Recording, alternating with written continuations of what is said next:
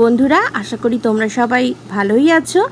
আর এখন তো গরম পড়েছে, আর গরমে একটা সহজ পাচ্য মুসুর ডালের রেসিপি নিয়ে হাজির হয়েছি, যেটা বাচ্চা থেকে বয়স্ক সবাই আনন্দ করে খেতে পারবে।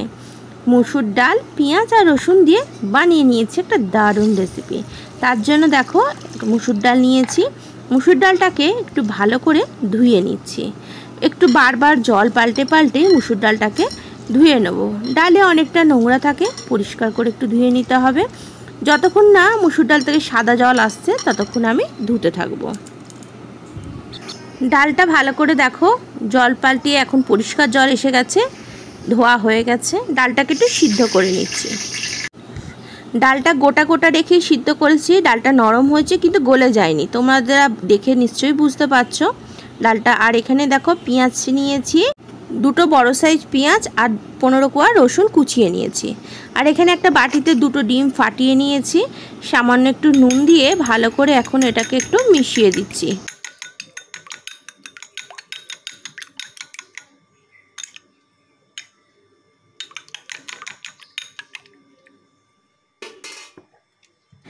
গ্যাসের মধ্যে কড়াই বসিয়ে দিয়ে দিলাম 2 চামচ মতন তেল।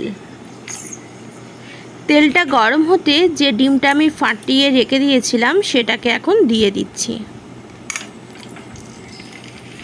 এই ডিমটাকে একটু ঝুরঝুরে করে আমি ফ্রাই করে নেব। তবে একেবারে মিহি করে ঝুরঝুরে করব না, একটু বড় সাইজ রেখে রেখে আমি এটাকে ফ্রাই করব।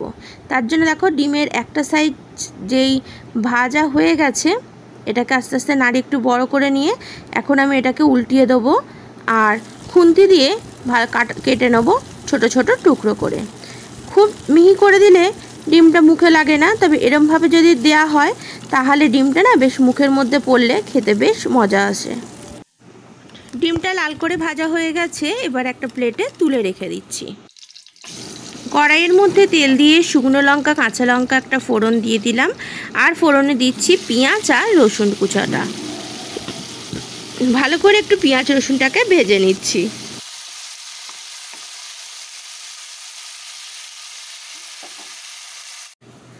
পেঁয়াজ রসুনটাকে লাল করে ভেজে নিয়েছি।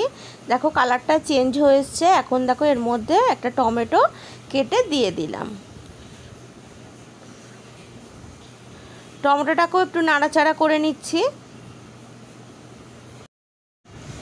পেঁয়াজ টমেটোটা ভাজা হতে এর মধ্যে দিয়ে দিচ্ছি 1 চামচ মতন আদা বাটা। আর তার সাথে দিয়ে দিচ্ছি একটু হলুদ গুঁড়ো রঙের জন্য। এখন ভালো করে একটু কষিয়ে নেব সমস্ত উপকরণগুলোকে।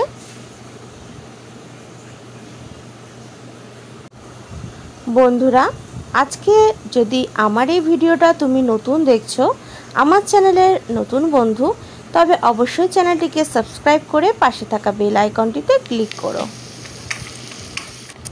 আমি যে রেসিপি আপলোড করব তার ইনস্ট্যান্ট নোটিফিকেশান পৌঁছে যাবে তোমার কাছে। আর পুরনো বন্ধুদের জানাই অনেক ধন্যবাদ আমার পাশে থেকে সাপোর্ট করার জন্য।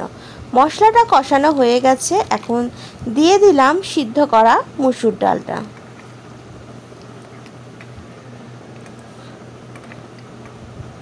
ভালো করে নাড়াচাড়া করে মিশিয়ে দিচ্ছি।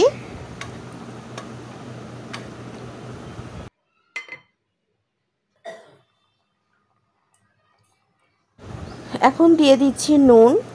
তোমরা নুন ঝাল মিষ্টিটা নিজেদের স্বাদ মতো দিয়ে নেবে। আর সামান্য একটু চিনি স্বাদের অ্যাডজাস্টের জন্য। ভালো করে মিশিয়ে নিলাম। তোমরা যে যেরকম নুন ঝাল মিষ্টি পছন্দ করো সেরকম দেবে। তবে আজকে আমার রেডি হয়ে গেল মুসুর ডালের তরকা। আর এই রেসিপিটা আমি রুটির সাথে পরিবেশন করব, তাই নুনের পরিমাণটা একটু অ্যাডজাস্ট করেই আমায় দিতে হচ্ছে। যদি ভাতের সাথে পরিবেশন করো তাহলে নুনের পরিমাণটা একটু বাড়িয়ে দেবে। ডালটা ফুটে উঠেছে। ডালটা ফুটে উঠতেই এর মধ্যে দিয়ে দিচ্ছি ভেজে রাখা ডিমের কুচোগুলো। পুরনো দিনের মা দিদাদের হাতের তৈরি এই মুসুর ডালের তরকাটা দারুণ লাগে বন্ধুরা। একবার হলেও ট্রাই করে দেখো, আশা করি তোমাদেরও ভালো লাগবে। আর ভালো লাগলে রেসিপিটা কমেন্টস বক্সে অবশ্যই জানাতে ভুলো না তোমাদের কেমন লাগলো। রেডি হয়ে গেল আমার তরকা রেসিপিটা। এখন বাটিতে ঢেলে নিচ্ছি। এখন একটা বড় বোলের মধ্যে এটা ঢেলে নিয়েছি, আর উপর দিয়ে একটু ছড়িয়ে দিচ্ছি কসুরি মেথি, রোস্টেড কসুরি মেথি। হাতে একটু ক্রাশ করে নিয়ে ছড়িয়ে দিলাম, যাতে এর স্বাদ ও গন্ধটা অনেকটাই অপূর্ব আসে।